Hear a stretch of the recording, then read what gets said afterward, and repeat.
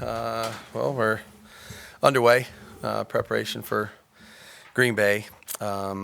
This is a team that obviously we don't necessarily know as well as we know some of the other teams on our schedule. So, it's been good to really dive into them, have an extra day to process kind of what their team is like and how they've built it, and some of the strengths and weaknesses of their program. Obviously, Matt, he's done a great job coaching their team, their whole front office, putting the team together. But since he's been there, I mean, this has been a very successful franchise. Won a lot of games, been in a lot of big games.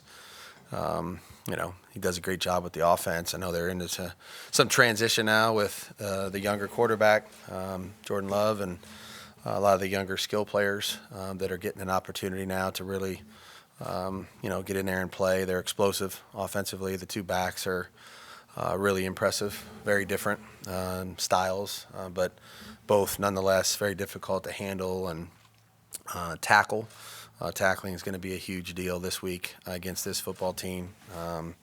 Love's got a big arm, obviously can extend plays and very mobile. So another quarterback that can do something out of the pocket. So we got to do a good job in terms of taking care of those things and being smart about how we defend them. Defense is physical. Their front's big. They play a lot of players. They're aggressive. The linebackers are very good. And Joe does a great job of scheming it to where they can make some negative plays and disrupt the offense. Corners are very active and aggressive. They've gotten their hands on a lot of footballs. So, and they're very good in the kicking game. Obviously, you guys are familiar with Nixon. This guy is as good a returner as will play. So, does a great job, very aggressive. If he can catch it, he's usually bringing it back. So this is going to be a big challenge for our coverage units. Kicker and punter are very good. Obviously, Rich does a tremendous job with their kicking units, and he always has his entire career. So that'll be a big challenge too. And situationally, this is one of the top teams in the league and has been for a long time. So third down, red zone, short yardage, 2-minute, all those situations. They're very well coached. They got a really good plan, and they challenge you in a lot of ways. So I'm excited to get out on the practice field and get started on it. Check on the status of Jimmy Garoppolo. Is he cleared? He's still in, but he'll be out there. He'll be able to participate in the entire practice. It's still final stages, but yes, he'll be out there. Kind of similar from that, Devontae Adams, he was a little banged up after the game. Obviously, played through it, but a few days later, has he been? Yep, doing better. Won't be out there today, but doing better. Not going to make any big prognostications in terms of of that, but doing great, working at it. Doing everything he can to get himself to where he wants to be. Won't be out there today though. Something that through the first 4 games, and it was kind of an area last year as well, red zone offense, the execution hasn't quite been there yet. What have been some areas that you've sort of circled that you want to try to improve on? Yeah, I think our ability to execute and run the ball into the end zone. Last year eventually we got that going. And I think the easiest way to score is to obviously hand the ball off and take it into the end zone. So haven't done that as well as what we would have liked to do, and then we've gotten ourselves stuck into some of those 4-point plays we call them, where it's 3rd and goal down there, and in those situations there's really no shortcut. They know you're throwing it, you're throwing it, and you got to do a good job of executing, protect, get open, find the single. There's a lot of double coverage that happens down there in those situations, and we need to improve in that area so that we have opportunity to score on early downs, first or second down. But if we get stuck in those situations, we're going to have to execute a little bit better than what we have. You mentioned Jordan Love. I imagine you did some work on him in 2020, even though it was a weird. I did. I actually went out there and visited with him and worked him out and all that. His progress have you seen, even though he's been kind of sitting and waiting his turn? How much progress have you seen in him? What you see now compared to then? Yeah, he was obviously very successful in college. Had a really good career and put up a lot of numbers. He's a very smart guy, mobile, big arm, can access all areas of the field in that regard, and does. The ball definitely travels down the field with this offense and this coordinator, and Matt does a good job of doing that. He can make plays with his legs, extend them. Just as a young player, I've watched every snap that he's played, and it hasn't been that many before this year. But it just now he's starting to gain experience and understand situations, and he's a dangerous guy, and he's got a lot of skilled players that are explosive around him. He's a big challenge, because there's a lot of things he can do that hurt you. We're gonna have to obviously contain him and try to keep him from making big plays. But had a lot of respect for him coming out, and you can see that he's made progress. More comfortable in the pocket, just developing into a good player. What do you remember about him as a kid? Say it again. What do you remember about him as a kid from visiting him? Visit was, he's a great kid, smart, understood their offense really well. Did a lot of things well for them, and they had a very successful season as that year before I went out there, and offensively, and we had an interest in him like everybody else did. He was a talented guy, didn't necessarily know exactly where he would fall into the draft, and figured he would go somewhere early, and obviously he did. You mentioned his big arm. How big of a test is that going to be for the back end, especially because they've connected on a lot of deep shots this year? They have, and they've gotten a lot of defensive pass interference penalties as well. So, it's like one way or the other, they're gaining 50 yards, So, we've talked about it. We know it's going to be part of the game. They definitely will test the deep part of the field. You got to be disciplined. And even if you're down there on him, the ball may be coming anyway, and he's already shown, the ability to drop it in there, even if the coverage is tight, give his man an opportunity to touch the football and make a play. So got a lot of guys that can run too. This is a fast team, and they use them the right way and try to get them down the field. And we're going to have to be disciplined, and we're going to have to defend the ball when it's thrown, even if we're back there. Certain ways the games have played out have dictated how you used Michael Mayer, but maybe in the blocking game quite a bit. Is there just sort of a motivation to kind of get him a little bit more involved, and how do you go? Yeah, I think there's an evolution just in general, offensively with where we've been, where we're at. Again, I think a lot of guys can do things with the ball. And so we need to try to, get, as many of them involved as we can. The tight end group, certainly. Some other guys we've already talked about, at receiver. And, I think part of what we've struggled with is, when we've turned the ball over early in the possession, we're just losing however many plays that is. You know what I mean? Turn the ball over on the first and second play of a possession, and you're losing 8-10 plays possibly in a drive that you don't even get to have. So, we got to take advantage of all of our opportunities to have the ball. We certainly want to involve all of our offensive skill players. They're here for a reason. They can all do things, and we got to do a better job of getting them the ball.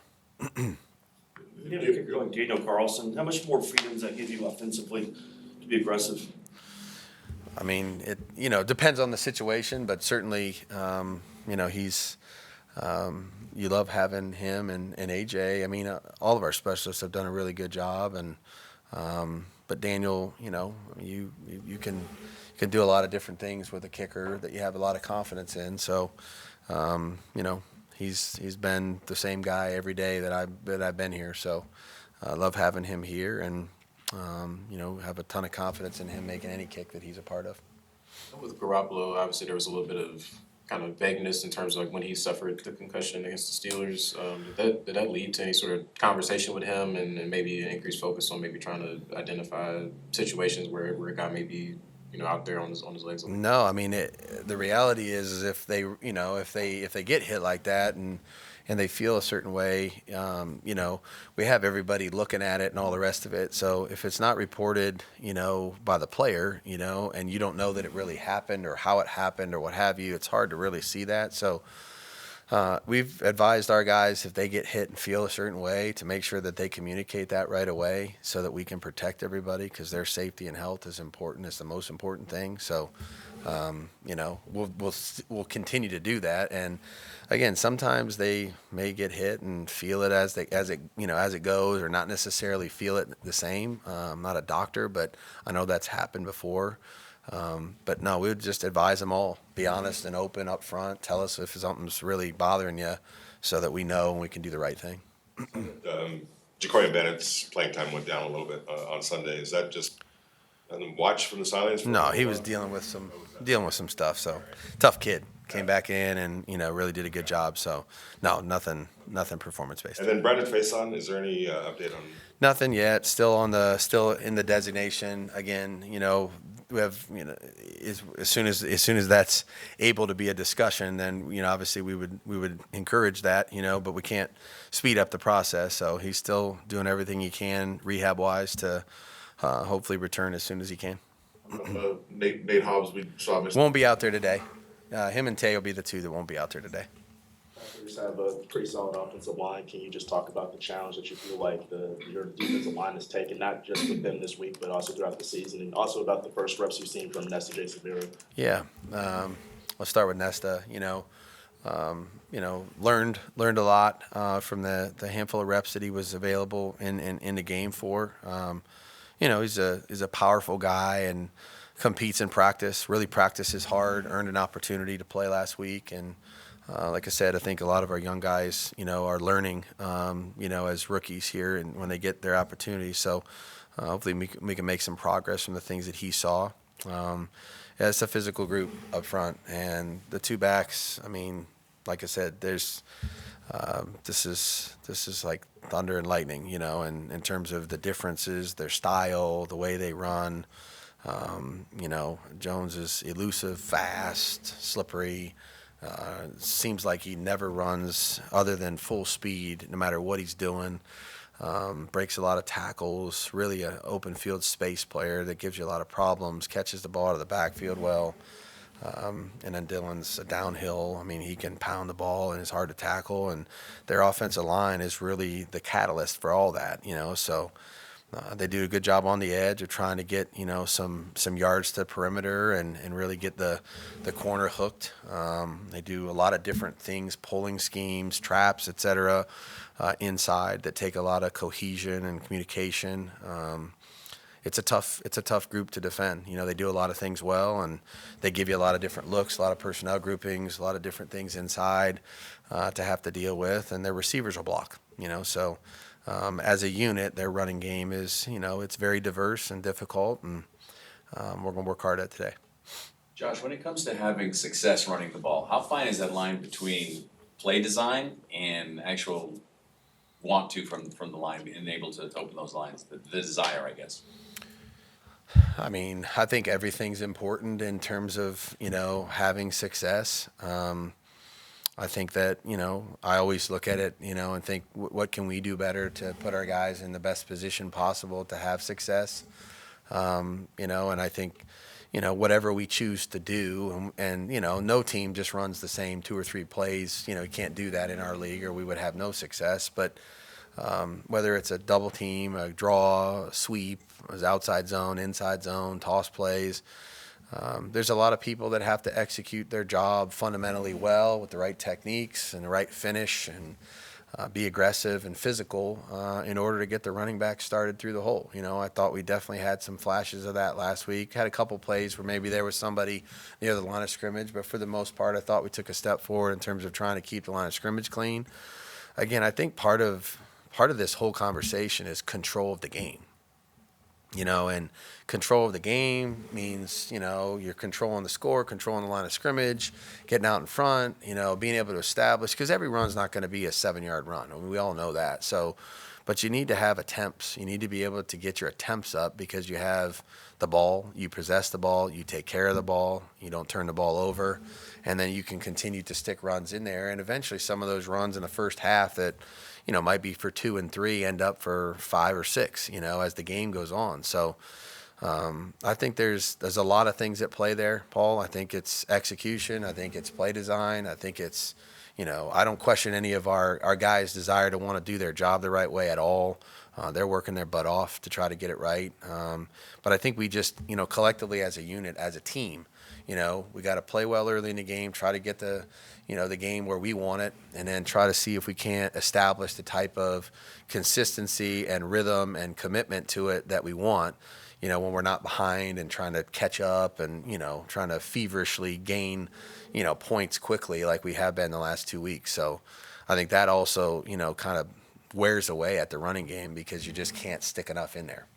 How did getting Josh so involved in the passing game with all the receptions? Yeah, how did that bleed into the success of running the ball? Yeah, I think, look, if they drop out of there and they want to try to pay attention to, Tay and Jacoby and some of our other guys and, and give us some space underneath. I mean, those are extensions of the running game. It's not run plays, but, he's been a great pass receiver since he came into the league in terms of being able to catch the football and make yards with the ball in his hand. So every time we get it to him, whether we hand it to him, throw it to him, toss it to him, screen it to him, to me, those are good plays, good opportunities for him to make plays with the ball in his hands and use his ability in space. So he's done a good job of whatever we've asked him to do, and he's going to continue to work at putting this whole thing together so that we can keep running it better. Talk about 4-quarter games. It seems like the first and the fourth quarter has been successful. The second and third have been the struggle. Where's that come from? Yeah, if there was one answer, I would, but I think it's, you're ready to go early and try to start the right way, but also then, maintain that consistency in terms of our overall execution. I really do believe taking care of the ball is really, an important factor to just our overall team playing up to its potential. I don't think we haven't had a game like that, and that's our responsibility is, let's go out there and play a turnover-free game. What does that look like? We don't know what it looks like yet. So will we play better in the second and third quarter if we don't turn the ball over, if we don't, give them extra possessions? I would imagine we would, and that's what our hope and goal is we go out there and try to play a complementary game where each phase, helps put the other phase in a good position, to go out there and do its job the right way and keep competing. So, again, until we do that, it's hard to say, let's make 17 different changes because we really haven't played the game that way. And that's what we need to, and that's our job. That's my job. One more, Heidi. How do you as a coach try to prompt that sense of urgency within the team to kind of motivate them to get out there and really keep up the momentum that they might get early on in the first quarter throughout the game? I don't think we lack, you saw that the last 2 weeks. I don't think we lack urgency or, it's not like we need a win one for the Gipper speech, out there in the middle of the game. I know that the play might not have necessarily reflected the effort that we were trying to play with in terms of our overall production, but I think you can see in the second half of both of the last two games, everybody's trying to do everything they can to fight. And it's not like they're not doing that in the second quarter, the third quarter. I don't question our team's desire or fight or effort ever. Come to work every day with a great attitude and mindset. I think it's just our overall execution and ability to try to play a clean football game, and every phase has their things that they have to get done every week. And, they're different each week. This week's challenges are different than last week's, and such is life as you go through the season. So we're going to need to do a good job with who we have to contain on defense, how we have to handle, their best players in the kicking game. What do we got to do offensively to take care of the ball and be productive and score? And ultimately, if we do the right things and we play the game the right way, I think, it'll feel a little easier to us, not in terms of the opponent. The opponents are really difficult, but in terms of the way we're making the game feel. Yep, thank you.